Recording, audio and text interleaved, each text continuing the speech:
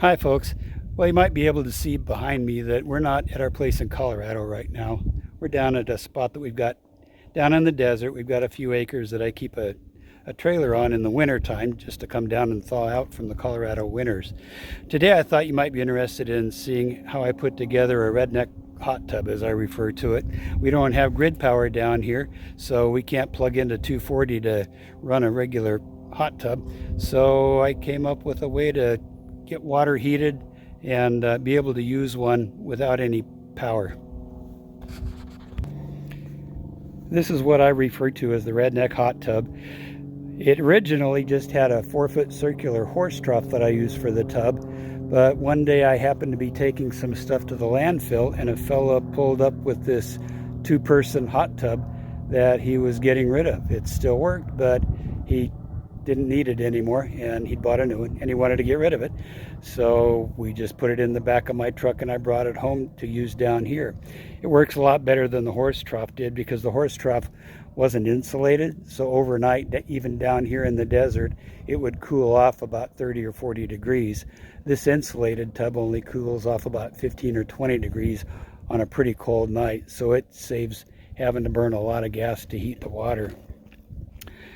As you can see over here, if Daisy will get her head out of the way, I have a 45 watt solar panel that we use to run the pumps, and just one deep cycle battery that stores the energy to use so we can run the pumps at night.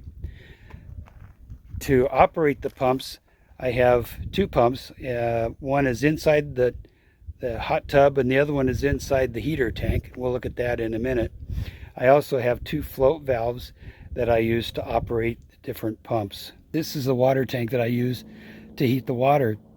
It's a 75-gallon horse trough, galvanized horse trough. And to actually heat the water, we have an old World War II and Korean War barrel water heater.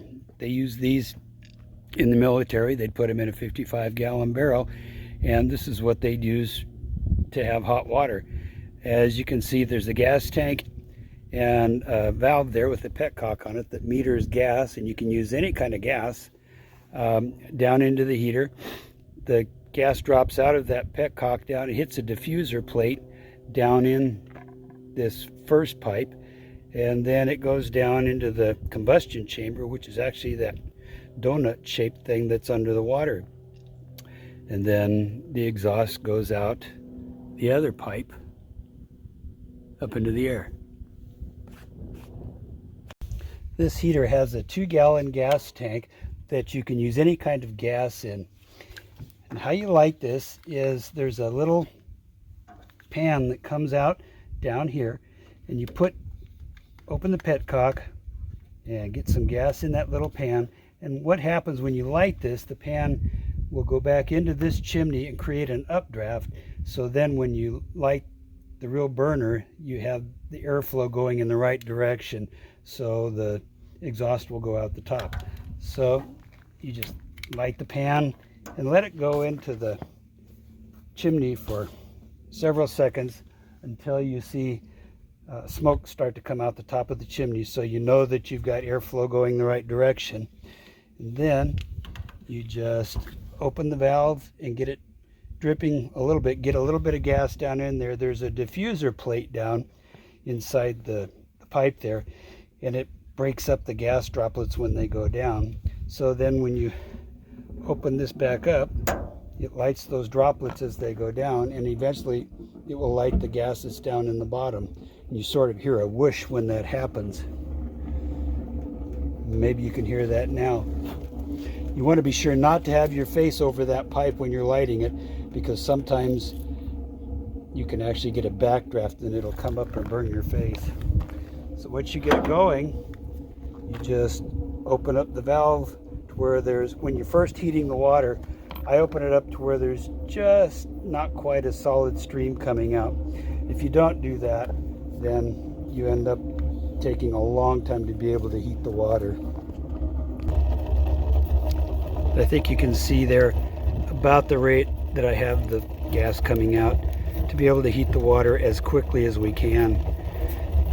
One of the challenges of doing that, though, is you end up with a lot of soot and exhaust when you're really trying to get the water to heat quickly. I don't know if you can see the smoke and soot coming out or not. When the water's hot, you want to turn it back down to where it's just dripping so you don't get that much exhaust coming out.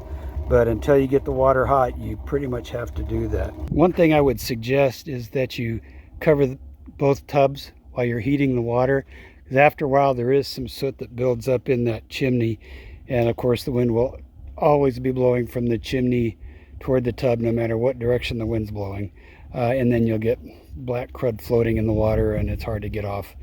So just cover it while you're heating it, and it really keeps the water a lot cleaner. A couple of things to think about when you're putting your tub together. In the heater tank, you want the pump to be in the top at least half, if not the top third of the tank, because just like a water heater at home, that's where the hottest water is going to be. The return water coming back from the hot tub, I have going down to the bottom because that's where the heater is, and so the cooler water will be down there, and then as it gets heated, it'll rise and then get up to where the pump is going to be.